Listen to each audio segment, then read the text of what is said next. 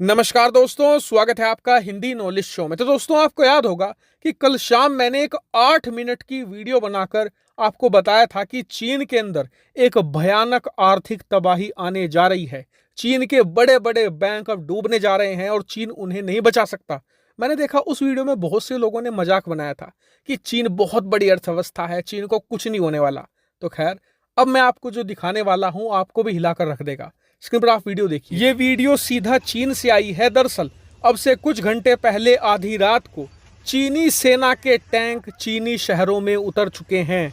और ये क्यों उतरे हैं? इन्हें जिम्मेदारी दी गई है चीन के बैंकों को प्रोटेक्शन देने की। और अब स्थिति ये है कि जो चीन के बड़े बड़े बैंक हैं, उनकी जो शाखाएं हैं, उनकी प्रोटेक्शन के लिए चीनी सेना के टैंक तैनात कर दिए गए हैं। ये एक बहुत ही अभूतपूर्व घटना है। क्यों? क्योंकि आज से पहले ऐसी कार्रवाई चीनी कम्युनिस्ट पार्टी ने सन 1989 में करी थी। 1989 में तियानमेन स्क्वायर पर चीन की जनता खड़ी हो गई थी और उन्होंने कम्युनिस्ट पार्टी के खिलाफ जोरदार विद्रोह छेड़ दिया था। और उसी विद्रोह को कुचलने के लिए चीनी सरकार ने अपनी ही जनता पर टैंक चढ़वा दिए थे। अब एक बार फिर से 33 साल बाद चीनी सरकार वही कांड दोहराती दिख रही है। लेकिन ये टैंक उतारने की नौबत क्यों पड़ी? तो मैं आपको शॉर्ट में समझा देता हूं। दरअसल पिछले कुछ महीनों के अंदर चीन की जो प्रॉपर्टी है उसके दाम धराशायी हो चुके हैं, आधे से भी कम हो चुके हैं। ऐसे में जिन्होंने लोन लेकर घर खरीदा था वो लोन वापस नहीं चुका रहे हैं।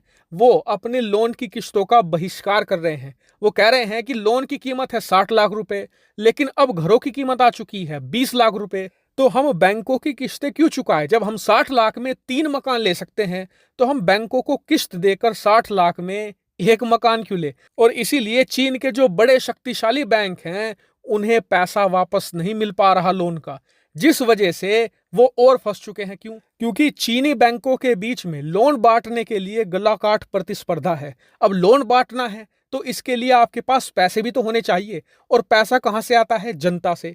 चीनी बैंकों ने अपनी जनता को लालच दिया कि हम आपको ज्यादा ब्याज दर देंगे, आप हमारे बैंक के खातों में पैसा जमा करवाइए।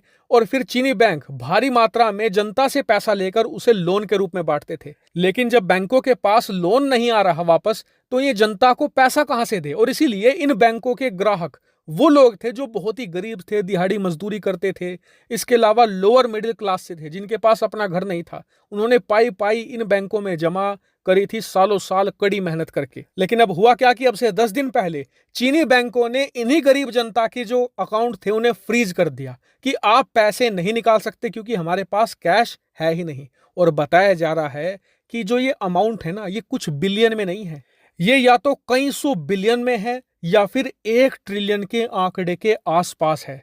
यानी कि हद से ज्यादा बड़ी अमाउंट है। और चीनी सरकार के हाथ पैर इसीलिए फूल रहे हैं क्योंकि ये पैसा किसी अमीर या अरबपति का नहीं है, ये सबसे निचले तबके के व्यक्ति का है। और इसके नतीजे तो एक हफ्ते पहले चीनी सरकार देख भी चुकी है, जब हैनान में 5,000 से ज्यादा लोग इकट्ठा हो गए थे।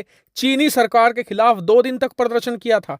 चीनी सरकार ने एक हफ्ता पहले ही उन प्रदर्शनों को दबाने के लिए साम दाम दंड भेद सब कुछ कर लिया था, लेकिन वो खत्म नहीं हुए थे।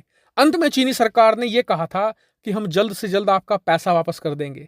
और आज उसकी डेडलाइन थी, लेकिन चीनी सरकार ने पैसा वापस नहीं किया, वादे से मुकर गए। उल्टा 2 काम कर दिए। पहला तो ये कि बैंकों के आसपास टैंक तैनात कर दिए। दूसरा काम ये कर दिया कि जो पैसा है ये घोषित कर दिया कि वो इन्वेस्टमेंट है।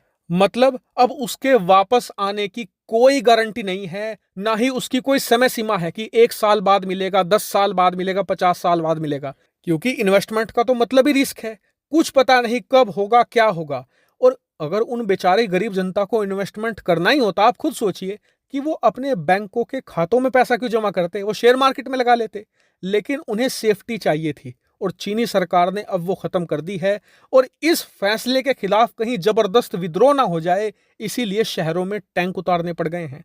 अब इससे आप खुद समझ लीजिए कि चीन के अंदर जो संकट है वो कितना भयानक है। लेकिन अभी तो ये रौद्र रूप लेगा, क्योंकि दुनिया भर के जितने भी एक्सपर्ट हैं, भले वो चाहे चीन समर्थक ही क्यों ना हो, सब कह रहे हैं कि ये टैंक उतारने का फैसला कम्युनिस्ट पार्टी को बहुत भारी पड़ेगा।